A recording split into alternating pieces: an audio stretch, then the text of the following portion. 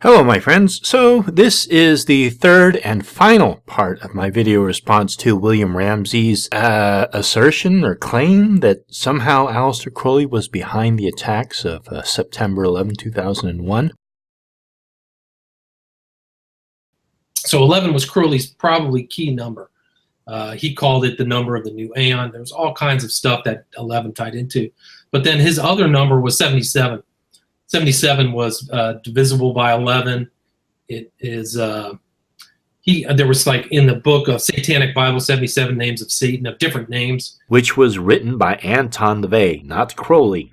And it kind of shows how occultists can cloak their Satanism by referencing ancient deities, but they really mean the devil. No, when somebody references a deity, they are referring to that deity. Occultists are not shy. If they mean the devil, then they clearly say the devil. They have no need to cloak anything. They say what they mean, and they mean what they say. 77 also ties into Crowley's Liber 77, which is the rights of man, where he said, you can do anything you want, and if anybody crosses you, you can kill him. Somehow this is relevant. Liber 77. You do realize there is no ritual, nor is Liber 77 itself a ritual. He also said the slave shall serve in Liber 77.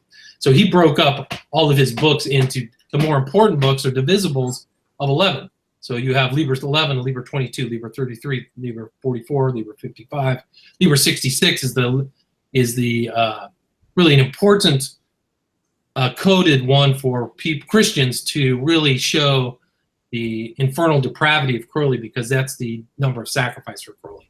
Talks about sacrificing children and stuff in Liber 66, which Crowleyites will never disclose, but it's there. So look up Liber 66, and then Liber 77 is the rights of man. Every opponent of Crowley likes to bring up his use of sacrifice as it relates to sexual orgasm, the little death as it were. So I'm not going to beat, no pun intended, this old dead horse again. Crowley was never convicted of murder, or really any occult group ever been convicted of committing human sacrifice. If some idiot ever does take Crowley's writings out of context and takes his blatant metaphors literal to such an absurd degree and commits such an atrocious crime, then they would deserve whatever sentence in prison they deserve. Life was held most sacred by Crowley, and life is held most sacred by any true occultist. But one of the things that Crowley found out is like Kabbalistic research. So the Kabbalah, a subset of the Kabbalah is the gematria, which is a way to provide a numerical value for words based upon either Hebrew or Greek. The Kabbalah is separate from Gematria, and Gematria is separate from the Kabbalah. Each letter being a numerical number. And in Crowley's research, he kept coming up with this number 93 because agape, which is a Greek word, adds up to 93. And thelema, which is the name of his religion, adds up to 93 in Greek gematria. So 93 is a very important number.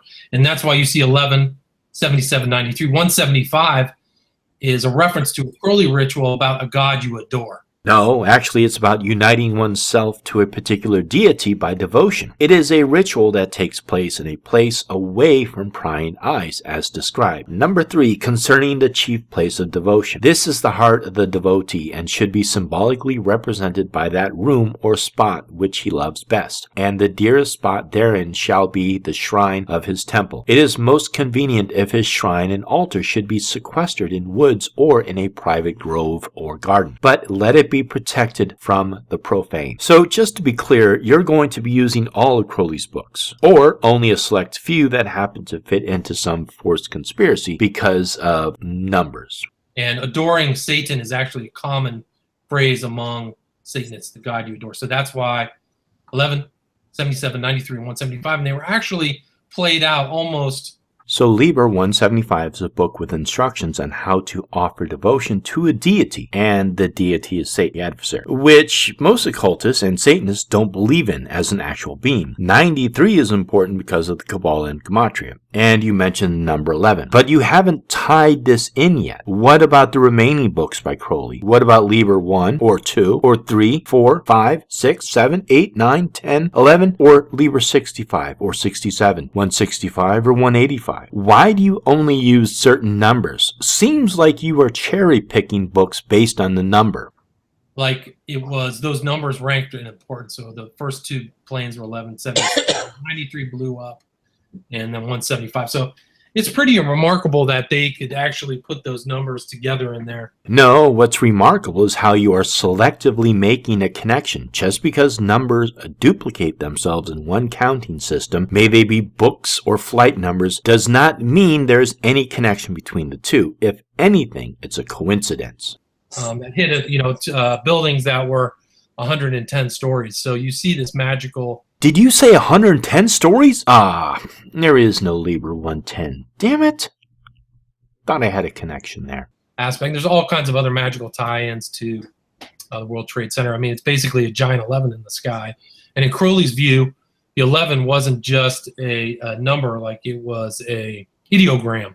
So it was actually the number 11. The two separate things represent duality and opposites coming together, which is a kind of a magical principle. So the Twin Towers and Building 7 were somehow duality, opposites coming together. How did Crowley plan and carry all this out from the grave? On September 11, 2001, Aleister Crowley had been dead for 21 days, 1 month, and 54 years. How do the other two hijacked airplanes come into this? So those numbers, the numerology is there, and it's tied to Crowley. So we had Flight 11 hit the 93rd floor. No, you had American Airlines Flight 11 intentionally flown at 8:46 a.m. by Mohammed Atta into the northern facade of the North Tower of the World Trade Center, hitting floors 93, 94, 95, 96, 97, 98, and 99. There was no precision. And we had Flight 15 hit the 77th floor. United Airlines Flight 175 at exactly 9:03 a.m. was flown into the southern facade of the South Tower of the World Trade Center, striking between floors 77, 78, 79, 80, 81, 82, 83, 84, and 85. So it's pretty close to those numbers like they planned it out. But they're Thelemic numbers. There's no doubt in my mind they're Crowley numbers, you know. They're Crowley numbers? No, they're Arabic numbers. We've been using them for hundreds of years. Yeah, well, it's like I said, it's a mathematical fingerprint. No, it's not even really a coincidence. It's a forced association, and an unclear association at that. Tom, you were aware of that. What do you think of that? Well, yeah, again, just like what I said earlier, it all made 100% sense to me. And it's the connection from political control. It's where political control and ritual, satanic ritual meet. Yeah. So, again, amazed by the research and amazed at the research. What research? Matching numbers? That's not research. That's tweaking on meth at 4 a.m. conspiracy nonsense. Tom, come on. Be the voice of reason here. I guess, it's been so long since I've heard the interviews. And like I said, I used to take notes on it and, share it with other people. But I guess you've said this before, but I mean, this had to be divinely led to be able to find out this information. How did you make the connection? All right, Tom, that's actually a really good question. Well, I was actually a reader, so I've always been a reader, and I came across this guy who's passed away recently. His name was Eric May, who has some stuff, but he noticed that all these 11s popped up. And then I was just watching the common culture. I was like, what's this 11 mean? What are these numbers? Why are always people putting these 11s in their music, or they show up in strange places? Yes, why do these numbers keep popping up? Almost as if they follow some sort of sequence. Granted, there may be some numbers that people favor for whatever reason, and others they may not favor, feeling that certain numbers are lucky or unlucky, like 7 or 13. Numbers can represent concepts such as 69 or 86. etc. But to believe that Crowley, or people who read Crowley, planned some elaborate ritual killing thousands of people all based on flight numbers 11, 93, and 175 is just ludicrous. It's actually beyond ludicrous. It's insane. And then it just led me to Crowley. I had no idea who Crowley was. The only thing that I knew about him was, you know, the song Mr. Crowley by Ozzy Osbourne. That was basically at a very topical understanding. I was like, well, who is this person? So then I started researching Crowley, and I wasn't interested in the magical aspect. I wasn't reading Crowley for like what he could do for me or expand my powers. I really just wanted to see who the authentic Crowley was. Come on, you read it for the homosexual erotic poetry, didn't you? Admit it. Not the Crowley that, as much as his admirers, but a critical thing. I didn't know he thought of himself as the prophet of the new aeon. I had no idea. He had a very high opinion of himself, you know? So that's what it is. And when I read it, then I'm like, okay, so 11 means something, 77 means something, 93 means something, 175 means something. These all are thelemic numbers. But then you tie in this whole idea of Crowley possibly being, you know, Barbara Bush being his daughter, which really is possible. Holy shit. I may never ever climb out of this fucking rabbit hole. It goes on forever. If I don't make it out alive, tell my family I love them. Nobody can really prove it, but she looks exactly like him and she acts exactly like him. Tell us about that. She was an illegitimate child of a woman that he used in sexual rituals, right? Or possibly? Right. So, no, there definitely was Crowley. Okay, so he got kicked out of Italy in 1923. That was the Abbey of Thelema. It was actually kicked out by Mussolini himself. Kicked him out permanently. Crowley actually was in Rome at the time that Mussolini's black shirts took over power in Italy. So maybe Mussolini knew something. These guys all knew Crowley was up to no good, like sending information back. So he was kicked out. Where did he go? He went to France. He was in France in 1924 with a guy by the name of Harris, who was a kind of another libertine writer. And Harris had a girl, I think it was O'Connor, and they were doing something Crowley called ECL. It's an acronym for eroto-comatose lucidity. And what it was basically you would just have sex over and over again, and the person would go on the astral plane. And what they needed to do that is they needed to have servitors. There are actually several versions of the ECL. Crowley preferred the type where the practitioner is brought to the brink of orgasm but doesn't actually have one. This is repeated, putting the person in a state of sexual exhaustion. And it's important to remember that in 1920s, the rich people all wanted to go to France. That was the city of lights, you know, this romantic place. And who goes there but this woman by the name of Pauline Robinson? You can trace her to Harris, and she was friends with O'Connor, not Harris. So it's when she came back, she was pregnant, and she was married to like a head of a journal. But her daughter was Barbara Bush.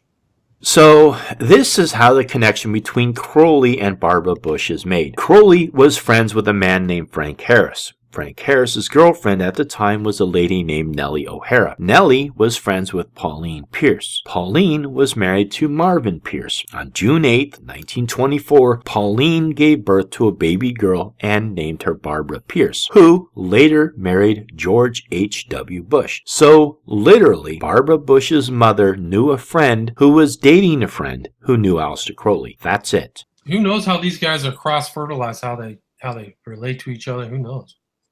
Well, even, you know, we were talking with Rory and Chris the other day on their show, Don't Let Them Burn. You know, you got the Bloods and the Crips that are spray painting Crowley stuff as graffiti, the all-seeing eye, Crowley sayings, slogans, things like that. I have a hard time believing that you've got a bunch of gangbangers that are into the mystery schools, you know, but the question is, where are they getting it from?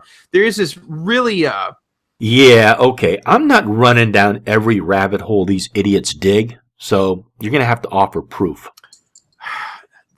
It's just this. Yeah, you're right. That's a good word for it. There's a cross-pollination. It's really hard to fathom how things are being cross-pollinated, but it definitely seems to be a huge picture. Well, absolutely. I mean, look at, here's a perfect example of what happened in this last election with the whole Podesta emails that were hacked, not leaked.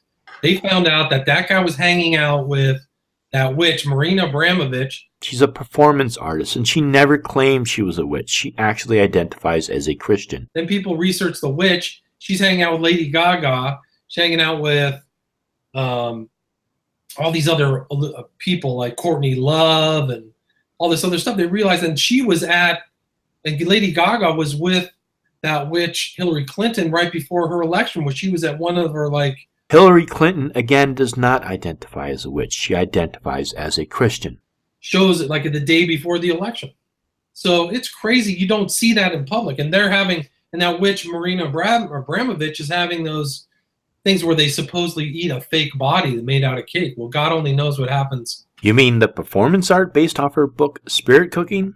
I already did a whole video on this nonsense. If you want to see me debunk it, a link is below.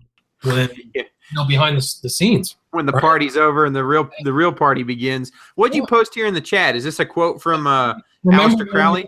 So we were talking about the different numbers of Crowley. Liber 11. I talked about Liber 77.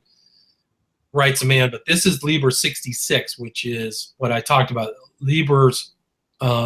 Crowley's thing of sacrifice. And so I wanted to have that quote, which is, "Then again, the master shall speak as he will soft words and with music, and what else he will bring forward the victim. He shall slay a young child upon the altar, and the blood shall cover the altar with perfume of roses. Then shall the master appear as he should appear in his glory." At the very top of what you're reading right there, it explains it. Crowley's metaphoric poetical use of language. WEH note, the manner of sacrifice is veiled. This is a ritual of sexual sacrifice, not murder. There are suggestions that the sexual act involved both homosexual and heterosexual acts, illegal in England at the time of the writing. Hence, it is characterized under a metaphor of child sacrifice. See also the Paris working and the vision and voice. Number 20, these things shall be burnt in the outer fire. 21. Then again, the master shall speak as he will soft words and with music, and what else he will bring forward the victim. Also he shall slay a young child upon the altar, and the blood shall cover the altar with perfume as of roses. Number 23. Then shall the master appear as he should appear in his glory. 24. He shall stretch himself upon the altar and awake it into life and into death. He shall awake, and I think that's what he's talking about as Satan, because Satan was deified. That's why it's capital E here. Yeah. See that in the screen share? Yeah, let me I'll lock it in. So there it is. I'll highlight the whole thing again. So this is Liber 66, also known as Liber Stella Rubae. Rubae is like red, right? The master has appeared as you should in his glory. He shall stretch himself upon the altar and wake it into life and into death. For so we conceal that life is beyond. And then he says later, you won't tell anybody about this. But he said, this is a ritual of sexual sex. This is an end note. This is some other nonsense. But the occult has always been shrouded in allegory and metaphor. Researching the practices of medieval alchemists and ancient magicians, we today understand that at the time period, some books were written with words meant different things. It is the same with the 19th century authors. Unlike some people, we see allegory in writing and do not take everything literal. If you were to take all of Crowley's writings literal, people would be trying to dig up the bones of St. John for one of his warts, or searching for a dragon in which to extract its blood. How annoying is it to you, though, to hear people explain things like this as being trivial and not actually talking about a real human sacrifice? People like to explain it away as if it means nothing. People who are familiar with it try to explain it to others to alleviate fears. If someone commits murder, they will be tried for murder and punished according to our legal system. All right, well, this is the conclusion of my video response to William Ramsey's claim that somehow Aleister Crowley was behind the attacks of September 11, 2001. And on a final note, if you would like to support my work, please consider becoming a Patreon or supporting me through PayPal. Thank you so much, and blessed be.